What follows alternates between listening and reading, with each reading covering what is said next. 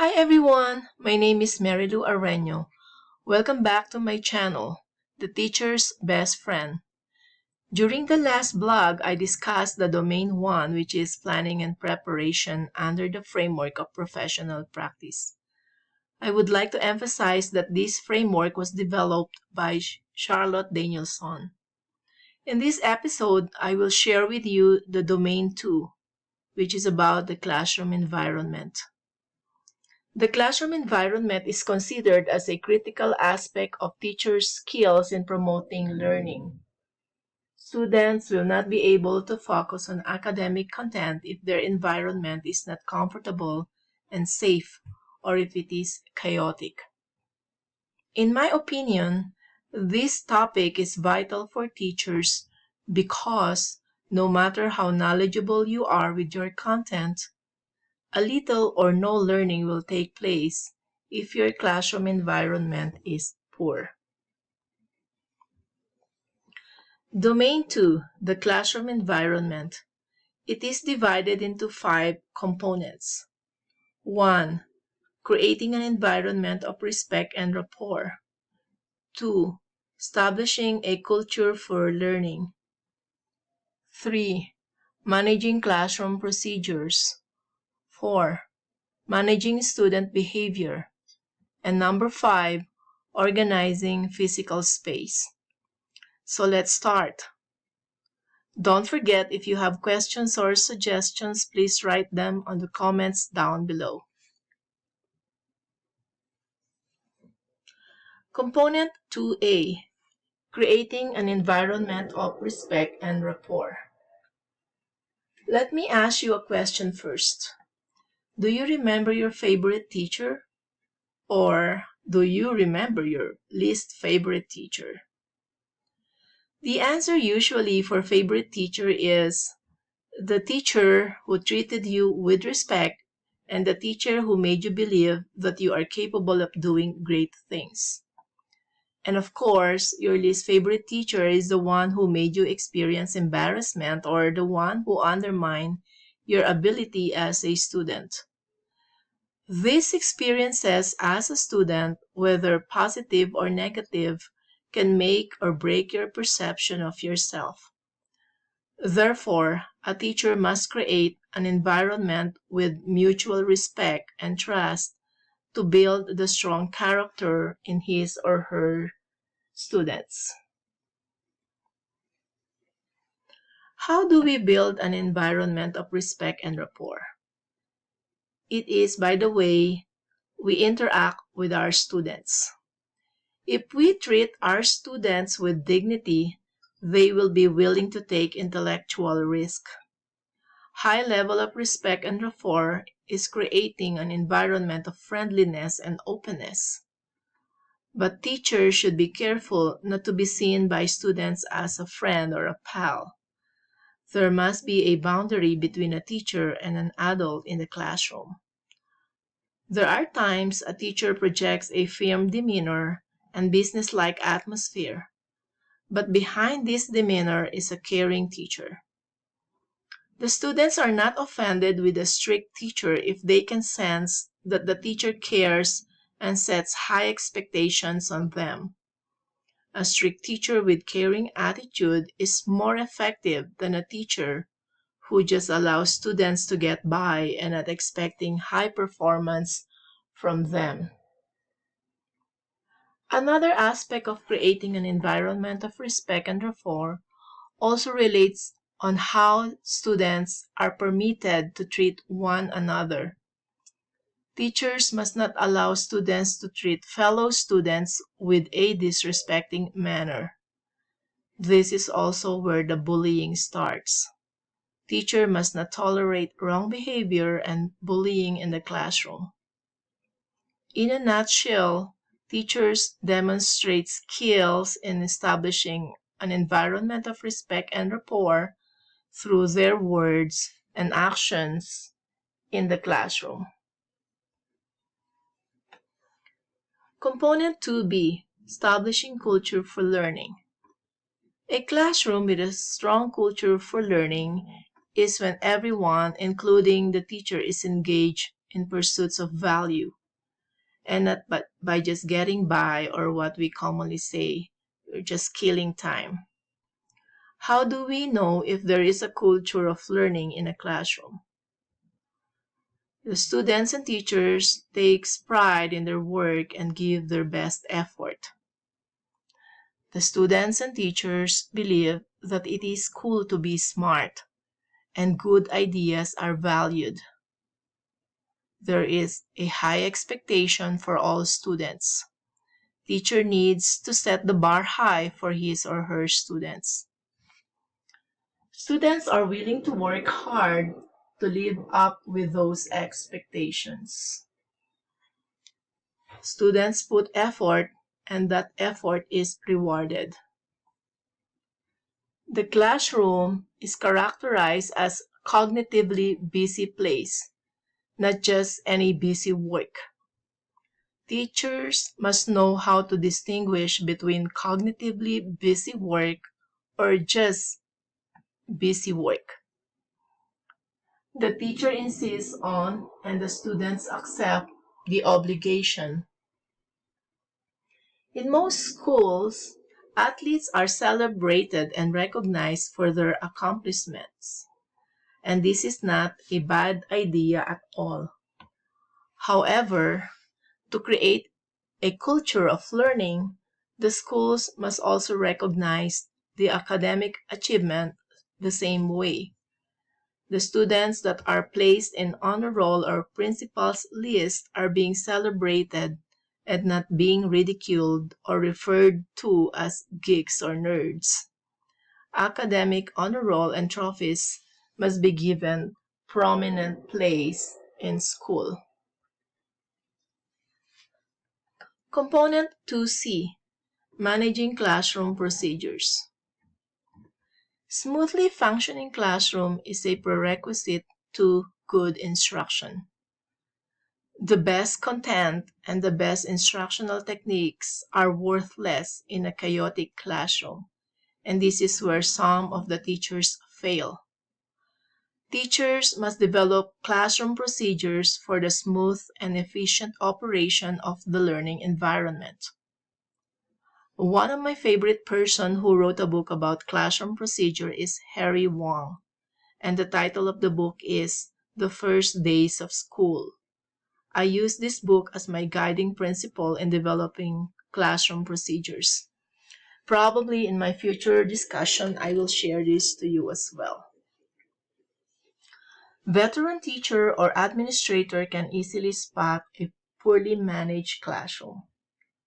It is characterized as chaotic, time is wasted, students are off task, instructional materials are not ready, and students are confused with transitions. How do we know if the classroom is well managed? Instructional groups are engaged, and students can work independently while the teacher is helping another group of students. There is a smooth transition because the directions are clearly stated. Students know what to do and where to go, and therefore the time is maximized efficiently. Materials and supplies are well managed and accessible. Routines in distributing and collecting papers and books is well established, and there is no wasted time. Students are familiar with emergency procedures such as fire drills and lockdown. Component 2D, Managing Student Behavior. I know this topic is not popular among teachers. Sometimes you even hear teachers say, I am here to teach, not to babysit. But we know as educators, we cannot separate those two. Although as educators, we do not call it babysitting, but rather students' supervision.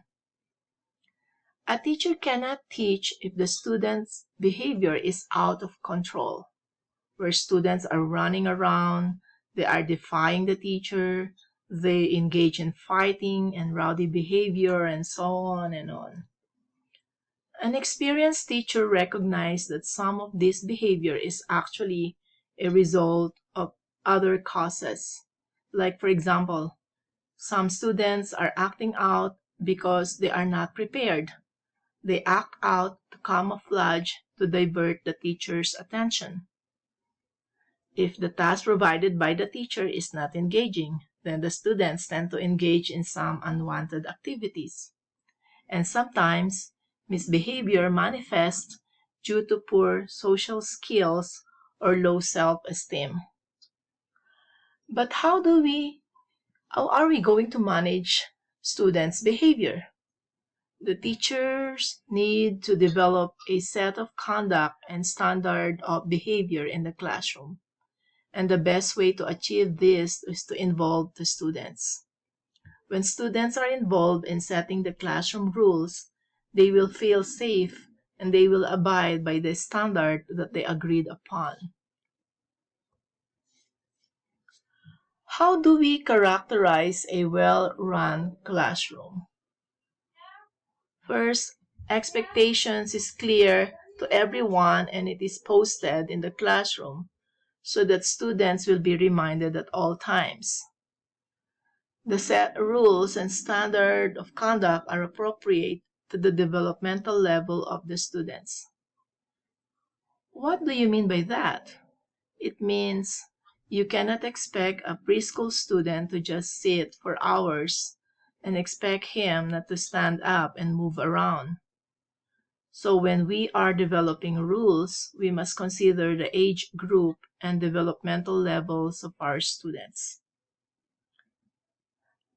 Expectations must be consistent, so it means there should be no favoritism in the classroom. The teacher is always aware of what is going on in the classroom. That is why we always say teachers have eyes in the back of their heads. So even if the teacher is not directly looking, he must exercise the use of his or her other senses. Teachers must refrain from losing temper and maintain their composure. Discipline must focus on the behavior and not on the student. Teach the student some skills to manage their own behavior. Example, a student who is anxious may use a stress ball to divert his anxiety or restlessness. Component 2E, organizing physical space. The use of physical space is important in a total learning environment. Well, I can hear you. Some of you are murmuring while watching this presentation right now. And the question is, how will you manage the classroom space if you have 50 students in the classroom? Yes, I feel you. And that is quite challenging. Of course, the use of physical environment will vary depending on the content. An elementary classroom looks different from a secondary or college classroom, or from a science lab classroom. In the elementary classroom, you can organize your physical space by creating some corners, like reading corner, math corner, and so on. Teachers need to consider the arrangement of furniture for the smooth transition and traffic in the classroom.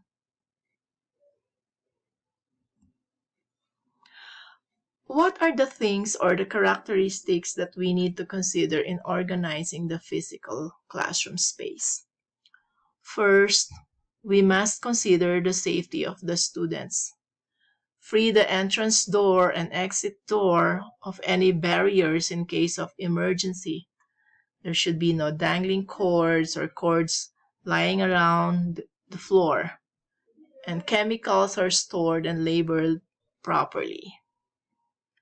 Classroom materials and equipment must be accessible. Traffic flow in the classroom must be efficient, not to bump on each other or to any furniture. provide accessibility or accommodation in mobility to students with special needs. Part of organizing physical space is arranging teaching aids and equipment, such as active boards, flip charts, overhead projectors, computers, VCRs, and other equipment.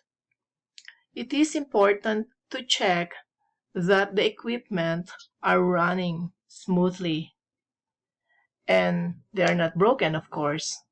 And you should be trained in using them, otherwise your time will be wasted by just trying to figure out how to make them work. In a nutshell, the teacher is responsible in ensuring the efficiency and safety of the learning environment. I hope you learned something and enjoyed my presentation. I will see you again in my next episode to discuss Domain 3, which is about instruction, which is very exciting. Thank you for watching. Please do not forget to subscribe to get the notification for the next episode. And please share to other educators that you know.